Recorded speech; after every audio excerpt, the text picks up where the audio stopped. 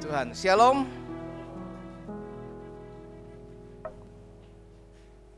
Dengan terus bersemangat kita mengiring Tuhan dan terus berupaya semakin dalam mencintai Tuhan sehingga roh kita semakin bernyala-nyala. Pada hari ini kita akan belajar kebenaran firman Tuhan yang seharusnya tidak asing bagi kita. Dan saya berikan satu tema ataupun judul, yaitu manusia akhir zaman. Kita sudah berada di babak akhir dari akhir zaman. Ada banyak tanda-tanda yang membuktikan semua pergerakan yang terjadi di dunia ini mengarah kepada penggenapan firman Tuhan. Dan karena itu mari kita akan lihat dari sisi satu ini, yaitu bagaimana manusia akhir zaman itu. Firman Allah diambil di dalam 2 Timotius pasalnya yang ketiga, ayat yang pertama sampai yang kelima. 5 ayat ini akan kita baca bersama-sama. Oke, bisa melihat di masing-masing Alkitab, gadget maupun di depan yang mau memakai yang di depan. Baik, saya bersama jemaat membaca 2, 3. Ketahuilah pada hari-hari terakhir akan datang masa yang sukar. Manusia akan mencintai dirinya sendiri dan menjadi hamba uang. Mereka akan membual dan menyombongkan diri. Mereka akan menjadi pemfitnah. Mereka akan berontak terhadap orang tua dan tidak tahu berterima kasih, tidak mempedulikan agama, tidak tahu mengasihi, tidak mau berdamai, suka menjelekkan orang, tidak dapat mengekang diri, garang, tidak suka yang baik, suka mengkhianat, tidak berpikir panjang, berlagak tahu, lebih menuruti hawa nafsu daripada menuruti Allah. Secara lahiriah mereka menjalankan ibadah mereka, tetapi pada hakikatnya mereka memungkiri kekuatannya. Jauhilah mereka itu. Jauhilah mereka itu bukan berarti kita menjauhi cuma sekedar orang-orang yang melakukan hal itu, tetapi yang dimaksud adalah jauhilah semua hal-hal yang tersebutkan di dalam apa yang sudah kita bacakan tadi. Nah, Bapak Ibu Saudara kekasih Tuhan, manusia akhir zaman merupakan gambaran manusia yang sangat bertentangan dengan standar kekristenan. Kita bisa lihat bahwa kecenderungan manusia di akhir zaman akan bertentangan dengan norma-norma apa yang diajarkan kebenaran firman Tuhan. Manusia yang cinta akan dunia akan menjadi hilang. Dan kita bisa lihat bahwa kerohanian manusia semakin merosot. Dan mereka benar-benar hidup tidak sesuai dengan firman Tuhan. Dan banyak orang semakin jahat. Banyak orang meninggalkan Tuhan. Ada banyak orang melaksanakan satu kehidupan keagamaan yang lesu. Semu, rasanya dingin. Ibadah-ibadah rasanya nggak ada greget dan gerakan. Hadirat Allah terasa sepertinya tidak dirasakan. Dan mereka mulai mengalami kemerosotan demi kemerosotan.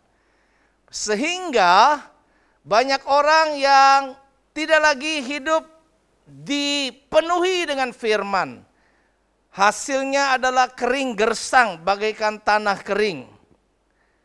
Orang-orang merindukan firman bagi yang merindukan, tapi yang tidak mereka akan semakin. Maka Alkitab berkata, yang jahat semakin jahat. Ya. Dan hendaklah yang kudus, yang hidup benar, semakin benar. Karena menjelang akhir zaman ini, maka Tuhan akan menggenapi seluruh apa yang tertulis di dalam Alkitab yang kita percayai sebagai kitab suci umat Kristen. Batas antara benar dan salah menjadi kabur. Tempat keadilan di mana orang seharusnya mendapatkan keadilan tidak mendapatkannya. Dan ada banyak tempat-tempat yang seharusnya membentuk kebaikan, moral dan seterusnya juga mulai tidak lagi melakukan itu. Gereja-gereja mulai semu. Kita bisa lihat nanti bahwa pada akhirnya manusia akan berada pada posisi yang kita lihat sekarang tanpa kita ketahui. Karena di dalam Alkitab bagi Tuhan satu hari itu sama dengan 1000 tahun. Tetapi juga 1000 tahun sama dengan satu hari. Artinya memang tidak ada sesuatu yang bisa kita prediksi waktunya. Kondisi yang sekarang terjadi kita mengalami 1,5 tahun lebih di dalam pandemi dan dunia hampir 2 tahun ini, maka kita bisa lihat tatanan kehidupan manusia mulai berubah. Dan belakangan ini upaya-upaya yang dilakukan adalah agar mampu mengatasi pandemi ini, maka mulai semua terarah, dikendalikan. Sampai nanti satu ketika sistem dunia ini terkendali dalam satu komando. Pergerakan manusia semakin mudah terkontrol. Memang kita tidak bicara saat sekarang ini mengenai chips. Mengenai tanda-tanda antikris. Tetapi hari ini kita bicara tentang bagaimana manusia akhir zaman itu gambarannya. Dan ke depan kita akan juga berbicara tentang tanda-tanda. Bagaimana Tuhan membuat supaya kita semakin sadar dan harus berjaga-jaga. Tetapi hari ini mari kita belajar bahwa semua yang terjadi saat ini secara tidak sadar memang akan mengarah kepada apa yang akan terjadi. Kalau dulu Alkitab pernah berkata ketika anak manusia nanti datang, maka seluruh mata penjuru dunia akan dapat menyaksikannya. Kalau kita pikir-pikir bagaimana bisa? Kalau seandainya dia di sana, bagaimana saya bisa melihatnya? Tapi kan teknologi akan menciptakan satu kemungkinan. Membuat manusia bisa melihat dari kejauhan apa yang terjadi. Seperti halnya seperti depan mata. Jadi semua akan terjadi demikian. Keadaan dunia juga dinubuatkan tadi kita baca pada ayat yang pertama. Bahwa akan datang masa yang sukar. Jadi memang desainnya ini akan mengarah kepada kesukaran. Kesukaran yang besar belum terjadi sekarang. Tapi pasti terjadi. Pasti terjadi. Kesukaran besar itu dialami bukan satu negara, tapi semua negara akan mengalaminya. Dan ketika itu maka manusia di akhir zaman itu memiliki perubahan hidup, perubahan pola hidup, perubahan tata cara hidup. Sehingga membentuk manusia yang tadinya rohani bisa menjadi tidak rohani. Apalagi yang gak rohani. Udah habis. Habis duluan.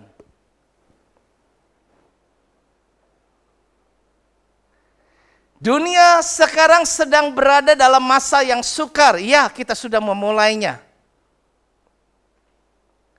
Pandemi ini telah memberikan satu kesukaran-kesukaran walau belum sampai kepada apa yang dinubuatkan. Karena yang dinubuatkan itu adalah kesukaran yang belum pernah terjadi.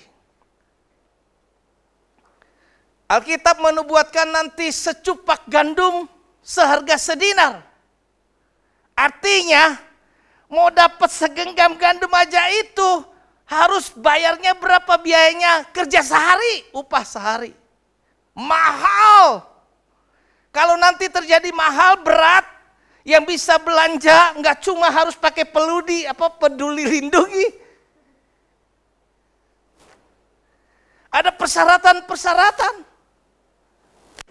Persyaratan yang kita tahu harus ada stempel. Di tangan kah, di dahi kah? Angka 666. Manusia mengalami situasi yang berat kayak begitu, melihat keluarga kepepet dan seterusnya, mulai terjadi perubahan. Tata cara kehidupan kita. Kesulitan dan kesukaran hidup yang dialami manusia, baik kesukaran secara fisik maupun mereka yang mempertahankan hidup dalam iman, itu akan semakin nyata nanti ke depan. Manusia akan dicobai dan ditarik oleh daya tarik pengaruh dunia yang satu ketika ada dalam tatanan dunia baru yang terkontrol segalanya. Entah benar atau tidak, ada artikel-artikel yang pernah mungkin kita baca. Bagaimana satu ketika ke depan ada satu kekuatan dunia yang akan menguasai dan mengontrol seluruh pergerakan manusia di muka bumi ini.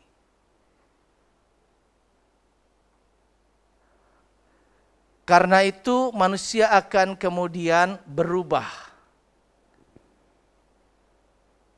Apa yang terjadi kita bisa lihat perubahan apa yang terjadi, gambaran apa manusia akhir zaman itu,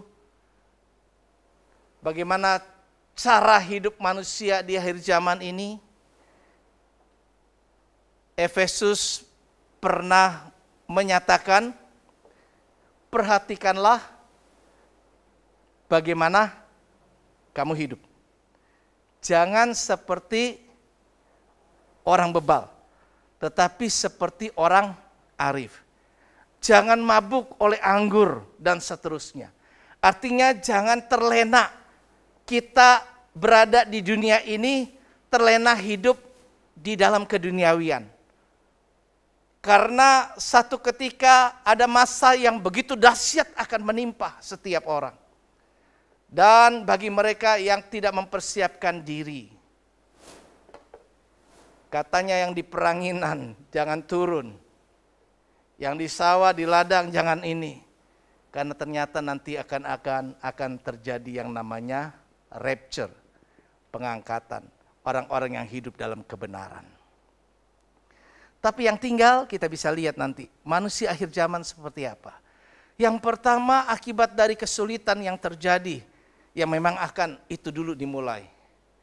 Kesukaran hidup akan membuat manusia yang pertama hidup berpusat pada kepentingan diri sendiri.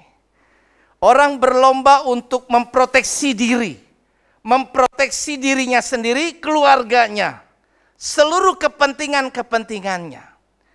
Dan akhirnya orang bernegosiasi bagaimana hal itu bisa membuat dirinya merasa aman dengan melanggar apapun juga dan menghalalkan segala cara.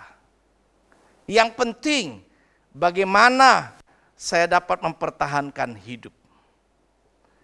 Itulah yang memang akan ditawarkan oleh dunia.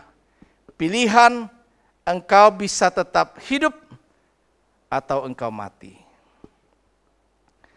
Karena itu manusia nanti akan menjadi manusia akhir zaman yang mencintai dirinya sendiri. Kalau mencintai dirinya sendiri, dia tidak lagi peduli terhadap orang lain. Karena sulitnya maka manusia akan mengejar uang, apapun juga, sehingga bahkan menjadi hidupnya menjadi hamba uang, mencintai uang. Dan Allah berkata dalam firman-Nya, akar segala kejahatan adalah cinta akan uang. Itu pasti terjadi. Ini dipaparkan hari ini, kita bicara karena memang bulan ini adalah bulan di mana kita bicara tentang akhir zaman. Tema yang ada dari BPH. Dan saya mengambil bagian untuk berbicara hal ini. Nah, kita bisa lihat di sini bahwa orang karena mencintai dirinya sendiri, dia tidak tahu mengasihi. Kalau dia tidak tahu mengasihi, maka dia akan menjadi garang. Tahu garang ya? Ya, karena nggak ada kasih di dalamnya, kering. Kalau udah kayak begitu, bisa sadis. Dibegal. Mau dilakukan banyak kejahatan, metode kejahatan sekarang kan makin berkembang. Macam-macam. Karena pada dasarnya manusia kepengen semua hal ini demi kepentingan dirinya. Bagaimana mudah mendapatkan uang dan seterusnya. Karena itu nanti tidak dapat mengekang diri, enggak menguasai dirinya lagi. Segalanya akan dia kerjakan. Manusia tidak lagi memburu Tuhan, tetapi memburu apa yang menjadi kepentingan dirinya sendiri. Ini gambaran akhir zaman. Dan jikalau kita tahu ini yang akan terjadi, artinya gini, arus ini membawa kita kepada situasi ini. Betapa kalau kita baca di dalam Petrus, suratan Petrus itu, kalau kejadiannya seperti ini, betapa kamu harus hidup, betapa salehnya kamu harus hidup, kata firman Tuhan. Jadi luar biasa, karena artinya gini, kita harus buat kuda-kuda pertahanan yang lebih agar kita tidak terdorong terbawa arus itu. Dengan kita sudah mengetahui, akan lebih membantu kita dalam mempersiapkan diri. Kalau enggak kan bisa kecolongan, dalam tanda petik. Dengan kita mengetahui akan terjadi kayak begini loh. Saya bakal bisa menjadi orang yang egosentris, egois. Karena itu setiap kali kita ingatkan diri dalam segala hal. Jangan egois ya. Melatih diri, jangan egois ya. Kalau ada hal-hal yang lain, ini kayaknya begini. Ada pilihan yang harus kita pilih antara kepentingan kita atau kepentingan Tuhan. Tetap ingat, firman Tuhan selalu kan sejalan. Dia berkata, carilah dahulu kerajaan Allah dan kebenarannya. Maka urusan yang lain-lain Tuhan bukannya nggak ngerti. Tahu. Yang utama cari dulu kerajaan Allah, bukan kerajaan kita. Jangan membangun sesuatu di tempat transit. Tempat transit, tempat sementara. Dunia ini tempat transit kita. Kita tidak akan menetap karena manusia nature-nya adalah manusia yang fana. Manusia yang tidak kekal untuk hidup di dunia ini. Akibat dosa dia pasti harus mengalami kematian kecuali diangkat hidup-hidup.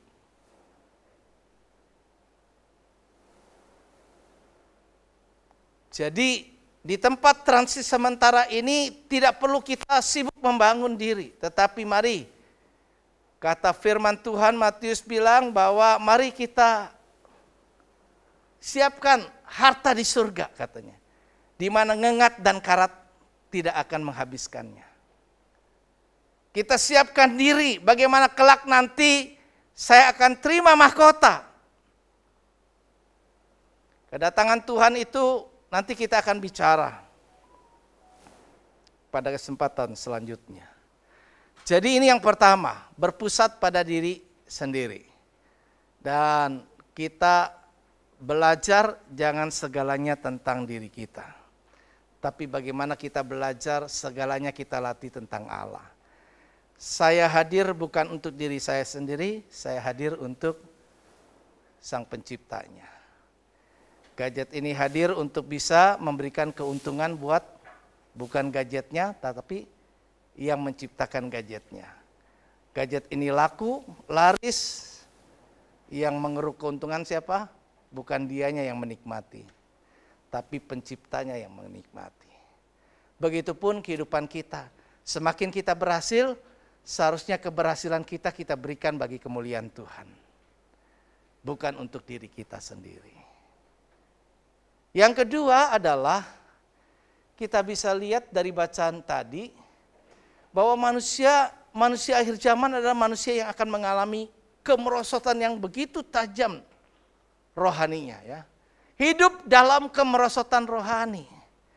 Dikatakan tidak mempedulikan agama lagi.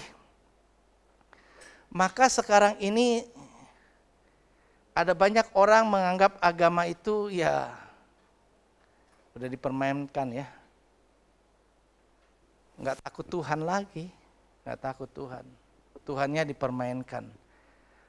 Kita orang Kristen tahu, Tuhan itu nggak perlu dibela. Jadi tidak perlu ada front pembela Kristen. Karena Kristen, kita percaya Tuhan itu, Tuhannya nggak perlu dibela. Karena Tuhannya lebih kuat daripada manusia. Kita yang perlu dibela. Setiap kali kita berdoa, Tuhan tolong saya. Belalah perkara saya. Supaya saya dapat mengatasi segala sesuatunya. Yang kita butuhkan itu. Kita harus peduli agama kita. Kita peduli dengan keyakinan kita. Bukan enggak. Pandemi ini akan menyeret kita enggak peduli lagi agama. Maka gereja dirusak. Tatanan ibadah kita dirusak. Jujurnya kalau kita berhadapan sekarang yang hadir begini ibadah dengan di rumah kan beda suasananya. Jujur sih beda, kalau saya sih beda ya. Kayaknya lebih ngeresep ketika kita ada di sini, temu muka, gitu lah. Ketimbang di rumah. Beda kalau ikut Zoom. Ikut Zoom kalau kita mukanya dibuka, kamera dibuka, kita nongkrong di situ. Kalau kamera ditutup, saya bisa sambil ngepel. Saya bisa dengar cuma suara speaker sambil mandi. Dia nyanyi, ya saya cuma jadi pendengar. Saya bukan orang yang memuji. Saya nggak menyembah, orang menyembah, ya dia menyembah. Ya kamu yang menyembah, saya enggak. Jadi saya nggak mengalami pertumbuhannya. Ini harus disadari. Dulu kita banyak aktivitas, sekarang kemudian kita cuma sekali dalam pertemuan. Maka nanti akhirnya karena udah seperti itu nggak suka yang baik. Apa yang baik kita nggak demen.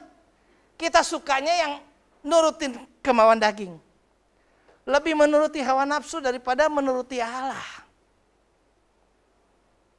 Kemudian akhirnya kalaupun dia beribadah, dia cuma datang beribadah, melakukan secara lahiriah, tapi dia tidak menyelami itu semua, tidak merasakan. Ibadah online pun tidak merasakan hadirat Allah.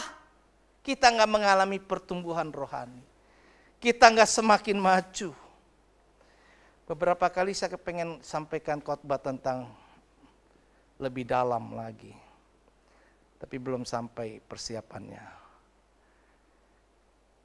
Jadi kalau kita lihat di sini, ini kondisi yang akan membawa manusia kepada kemerosotan rohani yang begitu tajam.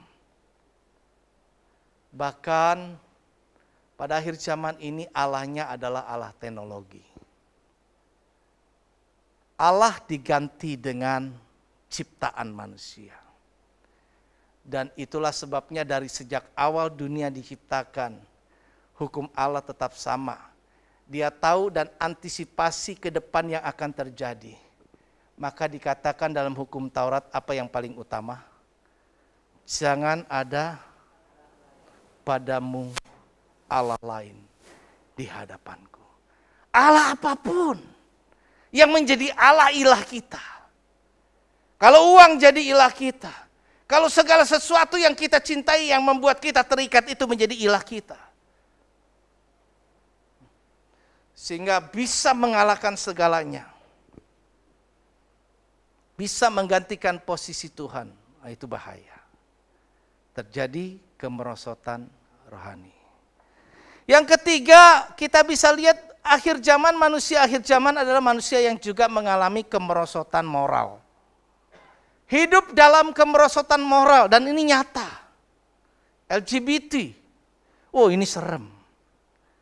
Gerakan LGBT sedunia saat sekarang ini menyatakan dengan jelas penghalang utama gerakan LGBT ini adalah Kristen. Karena ajaran Kristen yang paling menentang tidak boleh ada ini.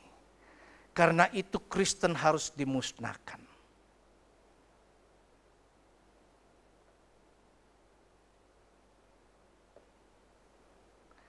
Alkitab menyatakan bahwa nanti ketika akhir zaman itu anak manusia sebelum datang.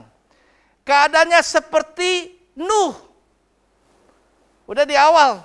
Dikotbahin apa? Nggak percaya, cuek. Tadi udah nomor 2. Rohaninya merosot. Yang kemudian juga ketika itu nanti keadaan akhir zaman seperti zaman Lot. Sodom dan Gomora. Kawin mengawinkan. Dari mana itu LGBT? Dari mana itu yang ini? Ngomong ini serem. Kenapa? Karena musuhnya adalah kekuatan yang luar biasa. Zaman Sodom dan Gomora itu sudah ada LGBT. Maka anak Lot dulu kan mau diminta supaya dikasih, serahkan. Mau kawin sejenis. Pemburitan itu yang dimaksud dengan pemburitan apa sih? Si pemburit gak masuk surga katanya kan. Orang kawin sama binatang juga ada. Itu kebejatan moralnya udah luar biasa. Kalau udah seperti itu maka suka fitnah. Nggak suka yang benar, ngomongnya berbalik. Memfitnah, berontak sama orang tua udah kurang ajar. Kenapa? Jiwanya udah rusak, moralnya udah nggak ada. Nggak ada tata krama lagi. Saat sekarang ini aja udah banyak juga. Cuma sekarang berkurang aja, kita nggak baca pos kota, nggak baca gituan. Tapi kan pembunuhan-pembunuhan bisa aja terjadi. Ada banyak hal yang lain. Tidak mau berdamai. Karena memang sukanya berkelahi, ribut melulu. Moralnya udah rusak. Kalau anak-anak terjadi kemudian kita biarkan, kenakalan anak-anak remaja kan banyak. Dari narkoba, tawuran, lain sebagainya. Ya, terus suka menjelekan orang. Udah nggak tahu martabat moralnya itu. Dan karena itu juga suka mengkhianat. Pengkhianatan paling parah adalah meninggalkan Tuhan. Maka orang yang telah mengecap kebaikan Tuhan kemudian meninggalkan Tuhan, keadaannya lebih parah katanya daripada dia sebelumnya. Ini perlu kita waspadai. Jangan sampai kemudian kita hidup dalam kemerosotan moral. Karena itu orang tua perhatikan anak-anaknya. Yang kita titik beratkan itu bukan cuma IQ-nya, ilmunya, hebat di kelasnya, prestasi di kuliahnya, tapi karakternya. Karena itu tema bulan ini sekali lagi adalah membangun karakter Kristus dan perkenanan Allah. Bagaimana hidup kita bisa lebih berkenan kepada Tuhan. Dan yang terakhir adalah bahwa manusia akhir zaman adalah manusia yang kelak nanti akan hidup dalam keangkuhan. Teknologi membuat manusia merasa hebat, seperti membangun menara Babel.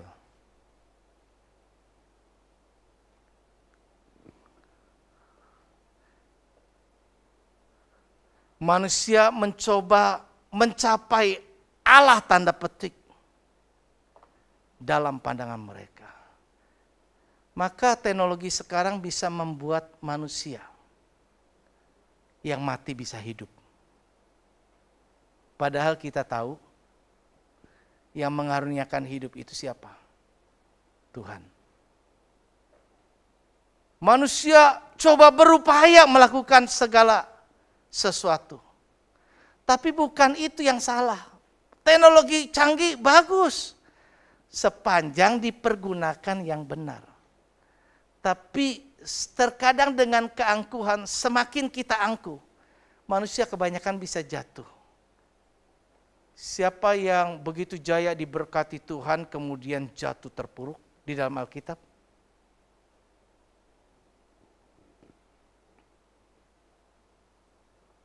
Karena keangkuhannya? Bukan Ayub. Hah? Saul, enggak gitu ditulis kaya, tapi yang ditulis kaya banget ya, diberkati Tuhan. Ya kita nantikan nanti di khotbah berikutnya.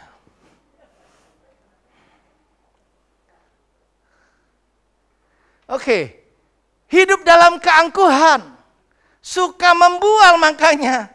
Kalau membual itu kan isinya kosong, kagak ada. Wih, so hebat, so ini dan seterusnya.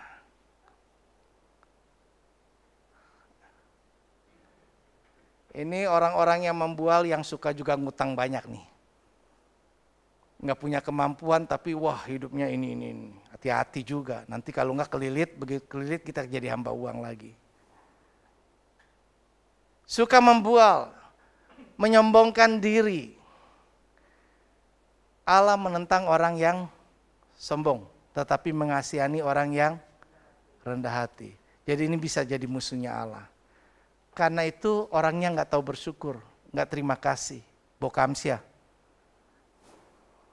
nggak menghargai apa yang ada. Kemudian tidak berpikir panjang, udah yang penting sekarang aja yang dia pikirkan. Nggak pernah mau ribet, udah pokoknya yang instan-instan. Banyak manusia akan berpikir seperti itu. Dan karena suka kayak begini, nggak berpikir panjang, nanti gimana saya kalau kayak begini, gimana saya nggak selamat dan sebagainya, makanya gampang. Udah kalau terpaksa tinggalkan agama. Terpaksa sangkal Tuhan, sangkal aja. Maka nanti kan di dalam masa antikris itu ngeri sekali. So pintar, belagak tahu, padahal isinya kosong. Nggak mau diajar, nggak mau belajar. Merasa angkuh. Ini manusia akhir zaman akan seperti ini. Jadi yang pertama manusia akhir zaman adalah orang yang berorientasi, ya, berpusat pada kepentingan diri sendiri.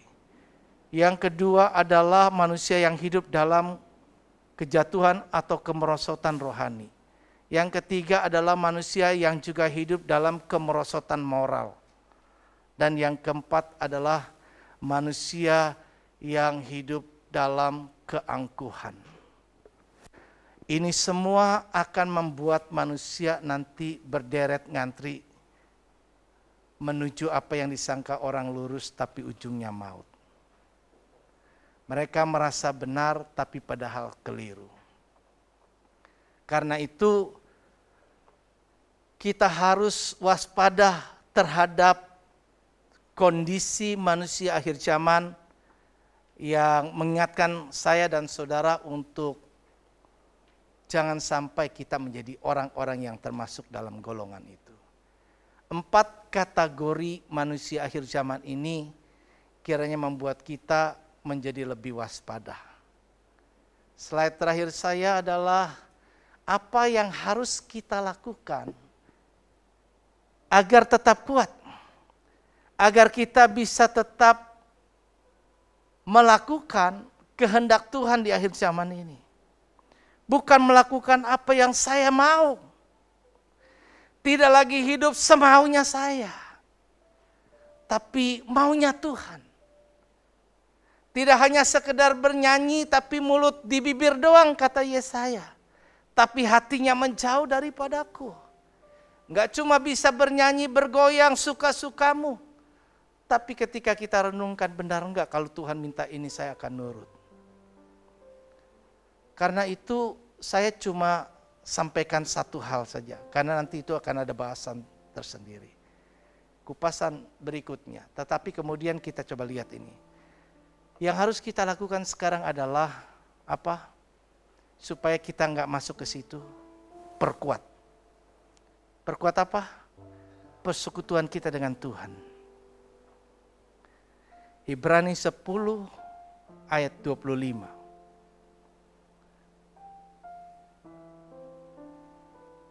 Itu bacanya, janganlah hendaknya kamu menjauhkan diri dari pertemuan-pertemuan ibadah kita. Seperti yang dibiasakan. Kemudian ayat berikutnya itu. Menjelang hari Tuhan yang sudah mendekat. Apa yang harus dilakukan?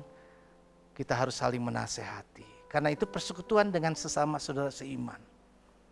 Itu penting. Nomor 1 adalah hubungan kita dengan Tuhan. Kalau hubungan kita dengan Tuhan itu tidak semakin dalam, tidak semakin kuat, kita akan terseret. Supaya tidak terseret terlalu mudah, maka kalau hubungan kita dengan saudara seiman dalam arti yang benar, saudara seimannya bukan yang salah juga. Maka kita bergaul, pergaulan yang buruk merusak kebiasaan yang baik. Tapi kalau kita bergaul dengan orang yang lebih rohani, dengan orang yang bisa memberikan dorongan kita untuk bisa maju, semakin maju dan semakin maju, akan membuat kita bisa menjadi manusia akhir zaman yang berbeda dengan apa yang dinubuatkan. Yang saya rumuskan tadi bagi 4 kategori adalah apa yang dinubuatkan akan terjadi di akhir zaman. Perkuat persekutuan kita dengan Tuhan. Perkuat doa kita kepada Tuhan. Perkuat. Kalau doa mulai dirusak. Kalau doa kita mulai enggan. Kalau kita mulai sekarang ibadah kembali setelah sekian, 2 bulan kita enggak ibadah. Rasanya menyembahnya masih canggung. Rasanya kita kayaknya masih belum plong. Tapi kalau terus kita melatih, masuk lebih dalam dan lebih dalam, akan memperkuat iman kita kepada Tuhan. Karena akhirnya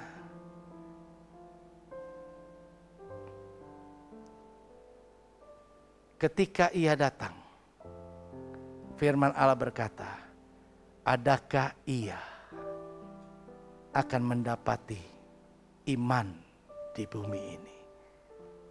Orang-orang yang masih benar percaya kepada Allah, bertekun bersama dengan Dia. Tuhan katakan jeripayamu tidak sia-sia.